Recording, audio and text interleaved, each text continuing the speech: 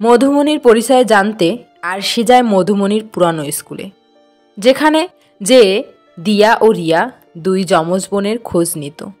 School master জানান দিয়া ছিল খুব ভালো মেয়ে, পড়াশোনায়, নাচ, গান, ব্যবহারে সব দিক দিয়ে ভালো। অপোজিটে তার বোন রিয়া খুব ডেঞ্জারাস, এবং স্কুল শিক্ষক জানায় রিয়া একটি ছেলের জন্য তার বান্ধবীর পেটে ছুরি চালিয়ে দেয়। সব কিছু শুনে আরশি ঋতুকে বলে, সব কিছু কেমন গোলমাল মনে হচ্ছে না ঋতুদি? আরশি বলে, স্যারের সাথে কত বড় চক্রান্ত হচ্ছে। না না, এই মিথ্যাবাদী মহিলার হাতে আমি কিছুতেই স্যারকে ছেড়ে দিতে পারবো না, ওই বিয়ে আটকাতেই হবে। আরশি জানায় মধুমণির ফ্ল্যাটে যাব মধুমণির খোঁজ নিতে এবং পাপাইয়ের কাছে হেল্প চায়। এর মধ্যে সাক্ষ্য দেখে যে তাদের নিয়ে পেপার বের হয়ে গেছে। বিয়ের সব আয়োজন শুরু করে দেয়।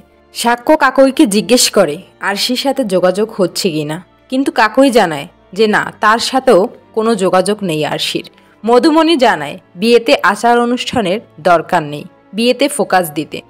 এইদিকে সাক্ষ্য আরশির খোঁজে বের হয়ে যায় ঋতুদির বাড়িতে। তারা সিদ্ধান্ত নেয় রাতের বেলায় মধুমণির বাড়িতে যাবে। এরই মধ্যে সাক্ষ্য ঋতুর বাড়িতে ঢুকে পড়ে এবং আরশির খোঁজে। এরই মধ্যে আরশি লুকিয়ে যায়। সাক্ষ্য আরশিকে না পেয়ে আবার সেখান থেকে বেরিয়ে আসে। এর মধ্যে আরশি, ঋতু ও পাপাই মধুমণির ফ্ল্যাটে চলে যায়। দেখা যায় পাপাই তালা ভেঙে মধুমণির বাড়িতে ঢোকে এবং খুঁজতে থাকে কি রহস্য আছে এই বাড়িতে। বন্ধুরা, তোমাদের কাছে কি মনে হয়, ঋতু, আরশি আর পাপাই কি পারবে এই ফ্ল্যাট থেকে মধুমণির রহস্য ভেদ করতে? কমেন্ট করে জানাতে ভুলবেন না। যদি গল্পটা ভালো লেগে থাকে তাহলে লাইক, কমেন্ট আর শেয়ার করতে ভুলবেন না। আর হ্যাঁ, সাবস্ক্রাইব করে রাখুন, কারণ পরের পর্বে আসছে এক নতুন চমক, যা বদলে দেবে পুরো গল্পের মোড়।